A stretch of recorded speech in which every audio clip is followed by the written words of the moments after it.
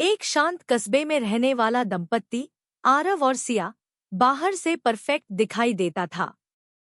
सबको लगता था कि दोनों के बीच सब कुछ ठीक है, लेकिन उनके घर की दीवारों के पीछे बहुत कुछ खामोश था। सिया को पिछले कुछ दिनों से घर में अजीब सी आवाजें सुनाई देने लगी थीं। कभी रात को चलते कदमों की आहट, कभी धीमी फुसफुसाहट। आरव हर बार इसे सिया का वहम बताकर टाल देता। एक रात सिया को कमरे की दीवारों पर हल्की हल्की खरोंचें दिखीं, जैसे किसी ने अंदर से उंगलियों से खुरचा हो। सिया डर गई और उसने ये बात आरव को बताई। लेकिन इस बार भी आरव ने कहा, सिया, तुम्हें ज्यादा सोचने की आदत है, कुछ नहीं है वहां। पर सिया को विश्वास नहीं हुआ। एक दिन जब आरव ऑफिस गया हुआ था, सिया ने घर में इधर-उधर तलाशना शुरू किया। उसी दौरान उसे स्टोररूम में एक पुरानी लकड़ी की अलमारी मिली, जिसकी चाबी हमेशा आरव के पास रहती थी। लेकिन आज चाबी वहीं पड़ी थी, दरवाजे के ठीक सामने।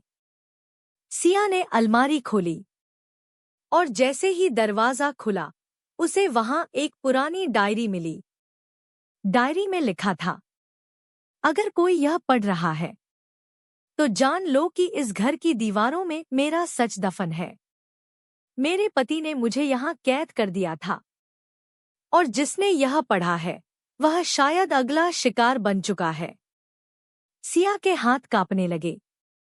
डायरी का आखिरी पन्ना खाली था, लेकिन जैसे किसी ने हाल ही में उसमें कुछ लिखने की कोशिश की हो।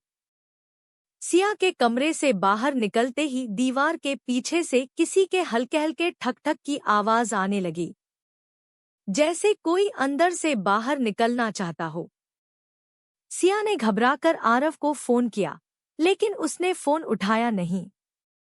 अचानक मुख्य दरवाजा ची की आवाज के साथ खुला।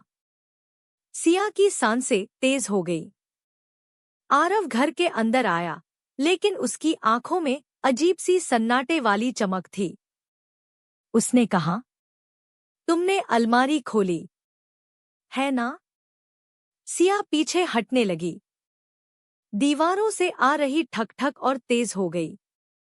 आरव मुस्कुराया, तुमने सच जान लिया। अब तुम भी इसे किसी और को नहीं बता पाओगी। लेकिन तभी दीवार अचानक जोर से टूटी, मानो कोई अंदर से धक्का मार रहा हो। आरव डरकर पीछे हटा। सिया स्तब्ध खड़ी थी। टूटी हुई दीवार से एक संदिग्ध कंकाल जैसा ढांचा बाहर गिरा, लेकिन उसमें अभी भी कुछ ताजा निशान थे। आरव चिल्लाया, और घर में अचानक बिजली चली गई। अंधेरे में सिर्फ सिया की चीख गूंजी। और कहानी यहीं